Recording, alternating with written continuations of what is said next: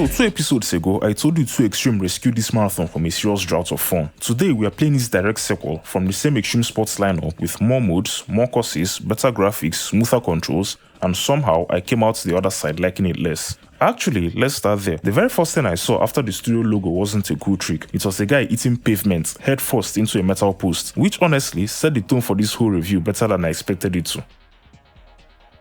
Welcome back to the PlayStation Marathon, the series where I'm playing and reviewing every single PlayStation 1 game ever made, in order with zero nostalgia to fall back on. If a game is good, I found out live. If it's bad, same deal. Before we dive in though, I just wanna say thank you so much for checking out this video. If you're enjoying the series, I'd really appreciate a like, and if you don't want to miss a single stop on this marathon, consider subscribing and turn on notifications.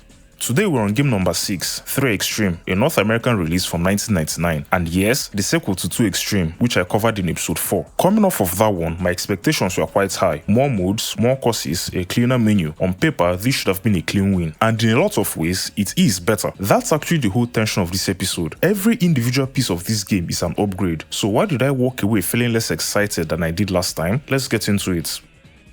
Let's talk about who made this, because it's actually a direct continuation of something I mentioned last episode and I didn't realize it until I started digging. 3Xtreme was developed and published under the name 989 Sports, part of a group called 989 Studios. And here's the thing, 989 Studios is Sony Interactive Studios America. Same team, same lineage. They got renamed in 1998, and the reason for the name is almost disappointingly simple. Their office was at 989 East Hillsdale Boulevard in Foster City, California. That's it. That's the whole story. They named the studio after their street address. So the team that made 2Xtreme and the team that made 3Xtreme aren't really two different studios. They are the same people under a new name 2 years apart, which actually makes the "is the sequel better or worse" question a little more interesting, because this isn't a different studio trying to chase a hit, it's the same team iterating on their own game. Released in April of 1999, 3Xtreme moved away from the previous game's environment-locked vehicles. Remember last time, Japan meant snowboards and Africa meant mountain bikes. This time, you can bring any vehicle to any track, mixing skateboards, BMX bikes and inline skates in the same race, which sounds like more freedom. We'll talk about how that actually felt in a bit, cause I want to stay on this 989 thing for a second. Why? Because researching it was honestly one of the most confusing rabbit holes I've gone down for this channel, and I think properly untangling it will explain a lot about why this game feels the way it does. Sony's internal development arm went through basically 3 names in about 7 years. It started as Sony Image Soft, got folded into Sony Computer Entertainment America's development branch, and became Sony Interactive Studios America in 1995. That's the name behind 2Xtreme. Then in 1998, it got spun off and rebranded as 989 Studios, with its sports games specifically released under 989 Sports. So when you see 989 Sports on this one and Sony Interactive Studios America on the prequel, that's not a different developer picking up an abandoned franchise. That's the same group, Mid-Identity Crisis, still making basically the same kind of game 2 years later. And here's the part that actually impressed me. The trick animations in this game weren't just generic motion capture. They were performed by Dave Mirra and Andy McDonald, 2 legendary names in BMX and skateboarding. Dave Mirra is a multiple-time X Games gold medalist in BMX vets. Andy McDonald is one of the most decorated vet skateboarders of his generation. These are real professional athletes physically performing the tricks that got mapped onto these blocky polygon models. That's a serious investment for a game like this, and apparently it wasn't just talent. Sony reportedly spent millions of dollars marketing this thing. This wasn't a cheap funding sequel on paper. Somebody at Sony actually believed in this. Gameplay wise, you've still got exhibition and season modes from before, but now there's time trial, slalom style runs where you are weaving through gates for the best time, and freestyle where you are just handed a clock and told to rack up as many trick points as possible. On paper, more variety, more things to do. There are over 22 courses now, spread across parks, subways, mountains and islands, a real jump from the previous game's roster, and you can chain tricks into actual combos this time, 360s into flips into grinds, stacking up points instead of just landing one trick and moving on.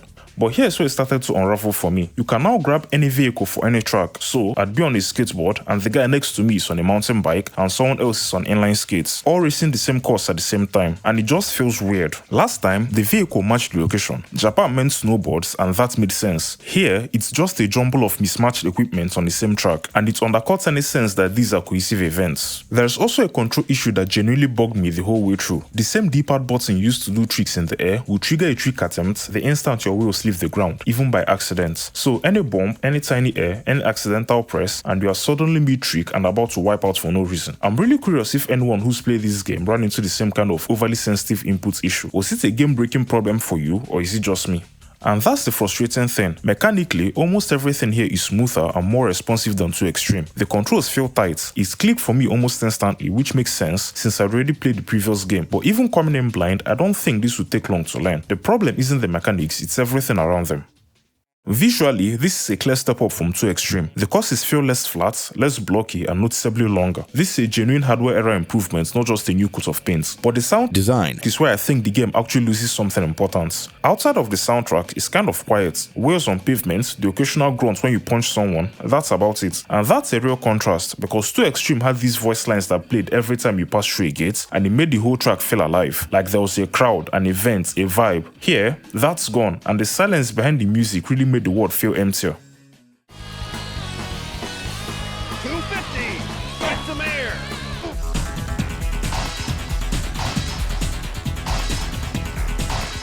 The soundtrack itself is still great for what it's worth. Sick rock and metal tracks throughout, and there's even a dedicated menu option just to watch the ultra spank music video used in the opening. That's a fun little inclusion, but music alone can't fill the gap left by losing that sense of atmosphere. Critically, this is where the story gets quite rough. 3Xtreme was hammered by the press. One gaming magazine at the time basically called it another "don't bother improving it, they'll buy it anyway" sequel. And one outlet's review panel was brutal. Out of several critics who reviewed it, most gave it a 1 out of 10, with the highest score in the whole group only landing at a 4. And here's the detail that puts a real blow on this. 3Xtreme was the last game in this series. No sequel followed. The Extreme Sports Racer that started as ESPN Extreme Games became 2Xtreme, then this, it just stopped here. Now, I can't tell you critics who are reacting to any one specific thing, but I will say this. 1999 was the exact same year Tony Hawk's Pro Skater came out, just a few months after this game released, and that title completely redefined what an extreme sports video game could feel like. Full trick systems, real skate parks, real personality. It's not that 3Xtreme necessarily got directly compared to it at the time, but the time is almost unbelievably rough. This came out right as the genre was completely transforming into a whole new beast. So, about 6 hours in, one season completed, did I enjoy it? Yeah, I guess. Genuinely, mid is the word I keep coming back to. Not bad, not memorable either. If you're asking me which one to actually go play, and I know this sounds backwards, I think I'd point you towards 2Xtreme instead. This game is better constructed in almost every measurable way, but it's missing whatever the first one had that made it feel alive. The atmosphere, the sense of place, that extreme sports soul, it's just not here in the same way.